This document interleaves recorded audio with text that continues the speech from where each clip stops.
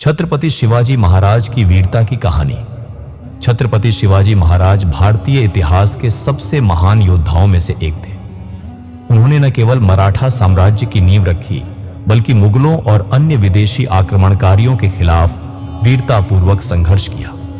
उनकी चतुर युद्ध नीति, साहस और स्वराज के प्रति अटूट निष्ठा आज भी हर भारतीय के लिए प्रेरणा का स्रोत है।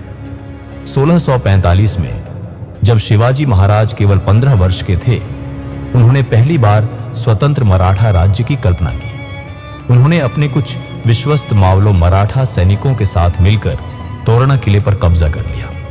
यह उनकी पहली विजय थी, जिसने आगे चलकर मराठा साम्राज्य की नींव रखी। 1659 में आदिल शाही सुल्तान ने शिवाजी को मारने के लिए अपने सबसे क्रूर सेनापति अफजल खान को भेजा। अफजल खान ने छल से शिवाजी को गले लगाने के बहाने मारने की योजना बनाई, लेकिन शिवाजी महाराज पहले से सतर्क थे। उन्होंने अपनी चतुराई से अफजल खान को धोखा देने के बजाय खुद ही बाघनक से उसका वध कर दिया।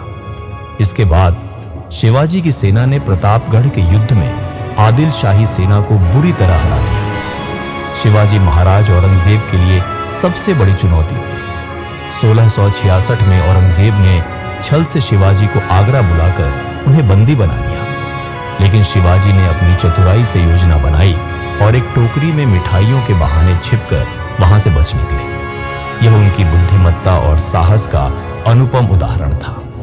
1670 में मुगलों से सिंहगढ़ का किला छीनने के लिए शिवाजी महाराज ने अपने वीर सरदार तानाजी मालुसरे को भेजा। तानाजी ने अपने अद्भुत साहस से किले पर चढ़ाई की और भयंकर युद्ध लड़ा। हालांकि वह वीरगति को प्राप्त हुए, लेकिन मराठों ने किला जीत लिया। शिवाजी महाराज ने कहा, गढ़ आला पण सिंह गेला, यानी किला तो जीत लिया, लेकिन मेरा सिंह तानाजी चला गया। 1674 में महाराज का रायगढ़ किले में भव्य राज्याभिषेक हुआ और उन्होंने खुद को छत्रपति घोषित किया। यह केवल एक राजा का राज्याभिषेक नहीं था, बल्कि यह भारतीय स्वराज की पुनर्स्थापना का प्रतीक था। छत्रपति शिवाजी महाराज सिर्फ एक महान योद्धा ही नहीं, बल्कि एक कुशल प्रशासक और दूरदर्शी नेता भी थे। उन्होंने अपने पराक्रम, साहस और चतुराई से एक शक्तिशाली मराठा साम्राज्य की स्थापना की और अपने जीवन भर हिंदवी स्वराज्य के लिए संघर्ष किया। उनकी वीरता और युद्ध नीति भारतीय इतिहास में स्वर्ण अक्षरों में अंकित है।